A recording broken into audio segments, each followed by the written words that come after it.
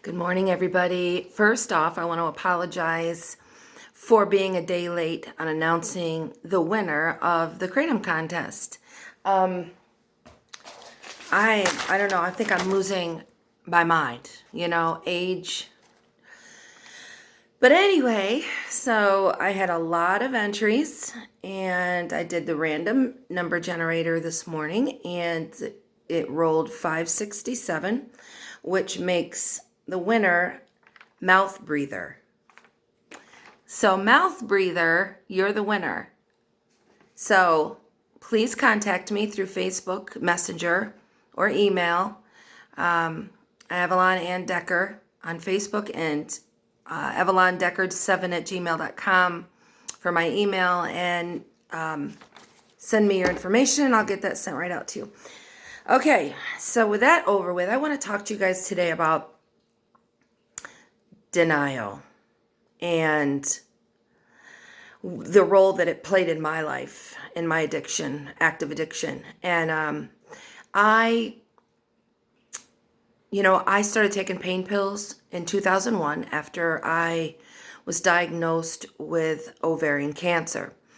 I had not, prior to that, I had dabbled in, recreational drugs, but nothing ever stuck. It wasn't just never had an issue.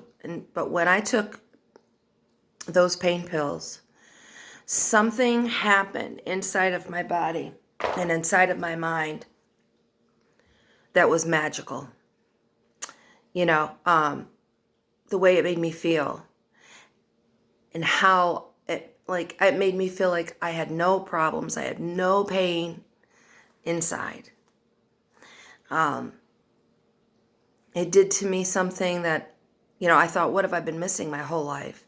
This is amazing. And I didn't know about opiate addiction. I didn't know about opiates at all. I had never taken pain pills.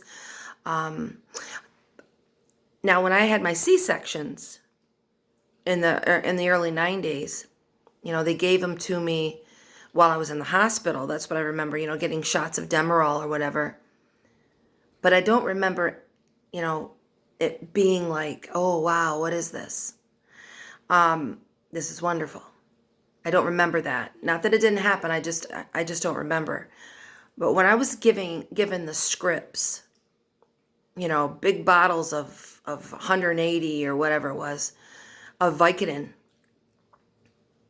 and that's when I realized how wonderful they were, and how I started taking more and more and more and more. And from 2001 to 2010, my addiction grew.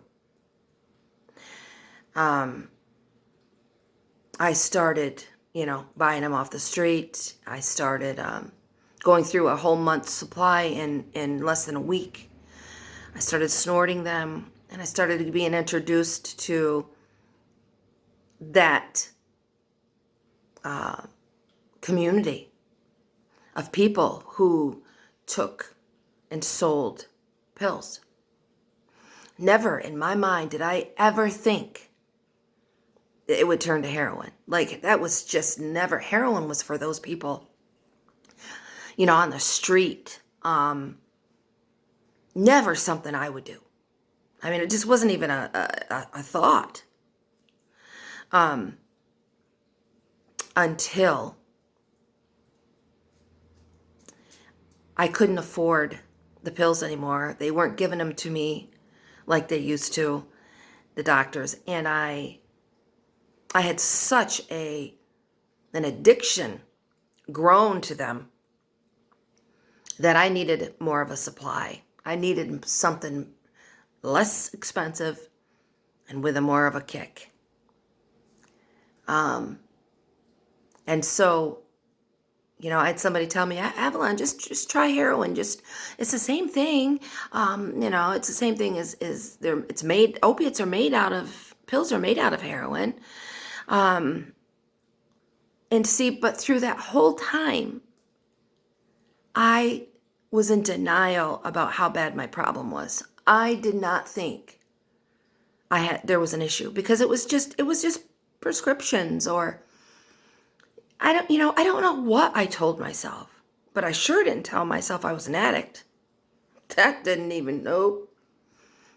I sure didn't tell myself that I needed any help. I sure, I was not an addict. And so when I started snorting heroin, I had it all worked out, justified, and rationalized in my mind. It's just pills, but just in a more of a pure form. I had no idea what I was fucking doing. The danger I was putting myself in, and the road that I was to follow. Once I started doing the heroin, my life turned dramatically for the worst. Because it wasn't very long before I was shooting it. And it kind of started a downward spiral. I started doing bath salts. I started doing smoking crack. And that was around 2010, I believe. And but I still, people would try to confront me, and I'd be like, "Are you kidding me? No way!" And I was using with my own children. They were in their teens, and I started using with them. I still didn't see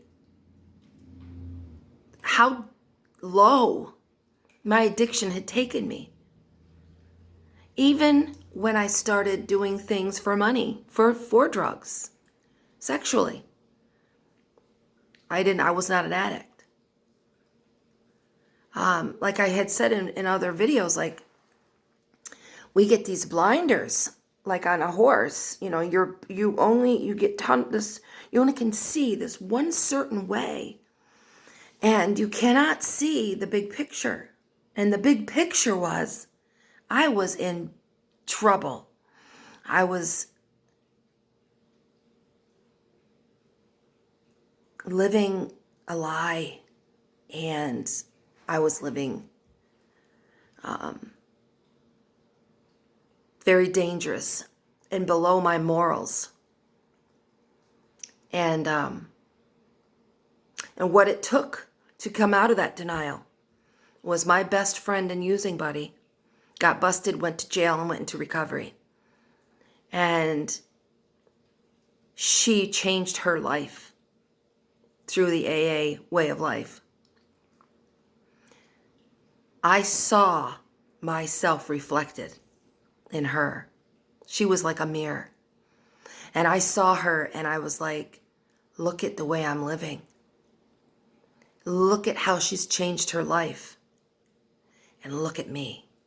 And it took, and I tell her to this day, if it wasn't for you, I probably would not be here. I probably would have died.